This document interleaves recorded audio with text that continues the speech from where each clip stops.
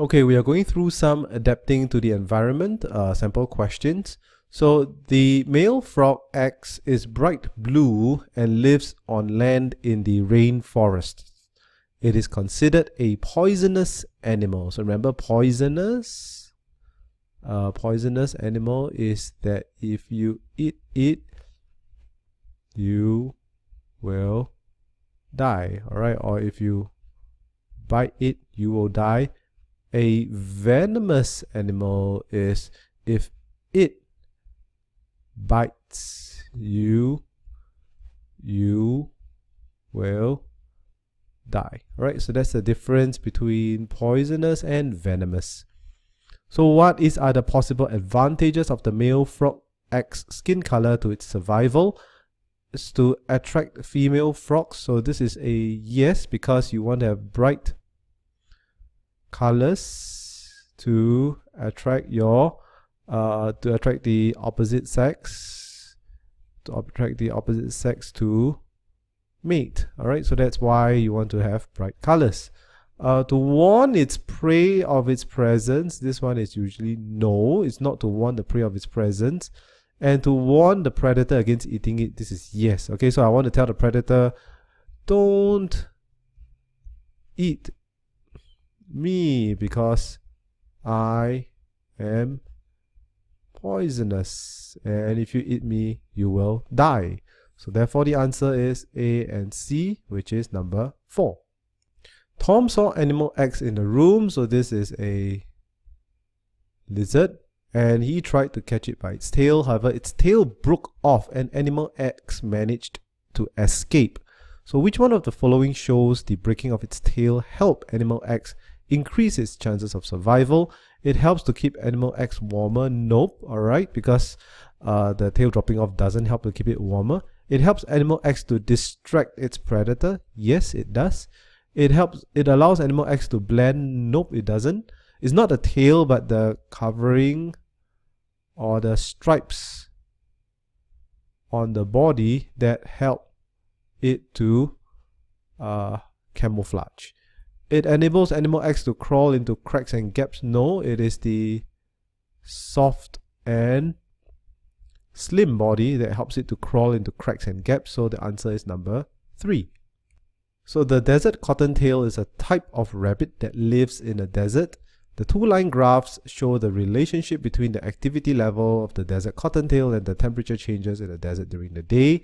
So this is midnight, and the temperature is low, so the temperature will go higher, and then after that temperature will come down low again. And if you notice, the activity level is high when the temperature is low. So the activity level is high when the temperature is low, and then it was low when the temperature is high. Alright, and it will go up, and again it will be high when the temperature is low. So which one of the following conclusions can you make about the desert cottontail based on the graph? You must look at the graph, so you cannot just anyhow say other things. Its fur color helps it to survive in the desert. So the fur color is not reflected in the graph, so nope. It is able to survive in the desert because it hibernates. Nope, because it doesn't show that it hibernates from this graph. Because this is a 1-day graph. Alright, this is 1 day. A hibernation graph will need the activity level over months or over weeks. And it needs to show that it is low activity during winter, all right, to show that it hibernates. So its behavioral adaptation helps it to survive in the desert. So behavioral adaptation is something that the animal will do, remember? So this is what the animal does, right? Because when it's cool, it comes out. It's become active. When it's hot, then it will become less active, and it's cool, it becomes active again. This is correct. Its activity level increases when temperature decreases. From the graph, I can say that this is correct. So the answer would be number 4, C and D only. So organism X is adapted to the conditions of the dry grasslands. Dry grasslands can be very hot in the day and very cold at night. So explain how does organism X structural adaptation. This is what the animal is, alright, you cannot change it, which is the coat of fur, helps it to survive the cold weather at night. So first of all, you need to write that it has coat of fur. All right. Again, if you need to explain, the first point you need to write down is what is given to you. All right. So they have the coat of fur is given to you. So coat of fur, and you need to link it logically. Continuously ask yourself why, and why, until you reach the conclusion, which is survive cold weather at night. Survive cold weather. Right, so let's take a look. So coat of fur will trap air between the fur. Air is a good insulator. And because air is a good insulator, it will retain the body heat of the rabbit, and therefore it can survive the cold weather at night. All right, so these are the things you have to write. You're given that it has a coat of fur, and therefore this coat of fur, so what? So what is the big deal about the coat of fur? It can trap air. And so what if it can trap air, because air is a good insulator? And so what if air is a good insulator? It will retain the body heat of the rabbit or the organism X. And so what if it can retain the body heat of the organism X, and therefore it can help to the organism to survive the cold weather at night? Okay, in hot weather, the organism X ears stand straight up. In cold weather, the ears lie back close to the body. How does this behavioral adaptation help organism X to survive the hot and cold weather? So again, behavioral adaptation is what the organism can do.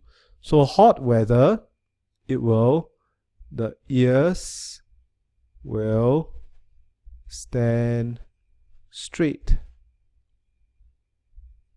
up, which will lead to, so this is what you are given. So just write this down first, which will lead to an increase in surface area, which will lead to increase in heat loss from the body, which will lead to it being able to keep cool in the hot weather.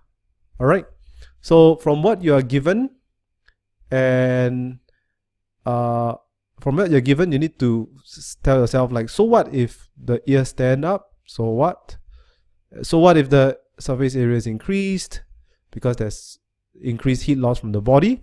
And so what if there is increased heat loss from the body? Then it will keep cool in the hot weather, and it will help organism X to survive the hot weather. Now let's look at the cold weather. So what you're given is the ears will lie back. All right, lie back. And so what if the ears lie back? It will reduce the surface area to the surrounding air. And so what if you reduce the surface area to the surrounding air? It will slow down or reduce the heat loss. And so what if you slow down the heat loss? It will then help organism X to conserve heat during cold weather. All right, so that's how it helps, the ears can help the organism X to survive during cold weather. So organism X is a plant eater. It has an excellent sense of hearing and moves quickly with its strong legs, suggests the reason why hearing and movement are important to its survival. All right, so hearing, so it needs to hear if predators are nearby, and run fast to escape from them. Alright, them being the predators. So the picture below shows a stick insect. It is not easily seen by predators as it is able to camouflage itself among the branches of a tree in the forest. So stick insect. Alright, so you have 3 branches. How is the stick insect structurally adapted? So this is what the insect is. It's not what they do to avoid being seen by the predators. So it has a long and thin body, legs that look like sticks, and also the color is similar to sticks. Alright, so that's how it avoids being seen by predators. It has a long and thin body and legs that look like sticks, and the color of the stick insect is also similar to sticks. So the diagram below shows an egg of the stick insect. So there's some sugar here, and this is the egg. So the egg has a protruding structure which is full of sugar. The ants carry the egg down to their nest underground where they eat the sugar but leave the egg alone. Ants usually leave the existing nest to build a new nest after 6 months. The stick insect eggs can take up to a year to hatch. How does the ant's behavior benefit itself and the stick insect? So the benefit of the ants is that it has a food source, that is the sugar at the egg of the stick insect. So what is the benefit for the stick insect? It is protected by the ants, alright, or it is hidden underground away from predators. Alright, so either the ants will protect it while the ants are still there, or it is hidden underground away from the predators when the ants have moved the nest. So why are young stick insects that hatch from the eggs not eaten by the ants?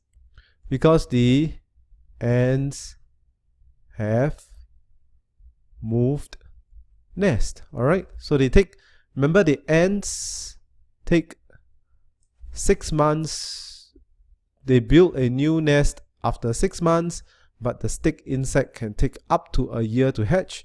So by the time the stick insect hatches, there will be no ants in the nest anymore. Okay, the diagram below shows 4 layers of a typical rainforest. So layer 1, layer 2, layer 3, this is the forest floor. So why are there fewer plants found on the forest floor than as compared to the upper layers? Because there's not much sunlight, because the sun, the trees on the upper layers will block the sunlight. Alright, so trees at upper layers will block the sunlight. So therefore there is lesser plants, there's fewer plants found on the forest floor. So why do plants in layer 1 have large leaves? So this is layer 1. Why do they have large leaves? So they want to catch all the available sunlight. So because this is a lot of sunlight, and then by the time you reach here, there's only a little bit of sunlight. So the leaves, they want to catch all the available sunlight to make food, right? To photosynthesize and make food. So the diagram below shows the leaves of a typical plant in layer 2. The leaves of these plants have adapted to cope with exceptionally high rainfall by having drip tips. These drip tips enable raindrops to run off quickly. So this is a drip tip. So if you have rain, it will run off and flow away. Why do plants in layer 2 need to get rid of the water on its leaves quickly? So let's look at layer 2 again. Layer 2 is here, alright, so it's in the middle where there is little sunlight because most of it is taken by layer 3 over here. So why does it need to get rid of the water? So it wants to avoid fungal growth on the leaves. Okay, so it wants to avoid fungus growing on the leaves as it grows in a damp plus dark environment. Alright, so that's why it wants to get rid of the water very fast. So below is the information found in the book on octopus. So it has 8 tentacles with suckers. It lives in the sea. It can change color to match the rocks. Crab, so octopus will eat the crab, and then the eel will eat the octopus. So based on the information above, state 2 adaptations and explain how that the octopus use these adaptations to capture prey. Alright, so it's important to capture prey. So the adaptations are, the first one is that it can change colors to match the rocks so that the prey cannot see the octopus. Okay, so let's write this down. So it can change color to match the rocks. And how the octopus use the adaptation to capture prey so that the prey cannot see the octopus. So the second thing is that it has 8 tentacles with suckers on it. Alright, so adaptation, it has tentacles with suckers. And how does it use the adaptation to capture prey? So once it catches the prey, it cannot escape from the octopus. Alright, so that's how it captures the prey. So the crab, octopus, and the eel form part of a food web found in a particular part of the ocean. So plant A, animal T, crab, octopus, eel, animal Y, tiny organisms. So remember, we have grass pointing to deer, lion. Alright, so it's always pointing to the eater, and the back of the arrow is the eaten. Okay, so animal T will eat plant A, crab will eat animal T, octopus eat crab, eel eat octopus, animal Y eat crabs, and so on and so forth. So a large number of octopus were caught by the fishermen. The number of animal Y remained the same. How will the population of animal T change? Explain your answer. So a large number of octopus were caught by fishermen, so this was going down. The number of animal Y remained the same, so it remains the same. How would the population of animal T change? So if the population of octopus decrease, that means there's lesser octopus eating the crab, and therefore the population of crab will increase. And if the population of crab increases, therefore there'll be more crabs that eat animal T, and therefore the population of animal T will decrease. Okay, so how would the population of animal T change? The population of animal T will decrease because octopus decrease will lead to a crab increase, which will lead to animal T will decrease. Alright, so that's why animal T will decrease.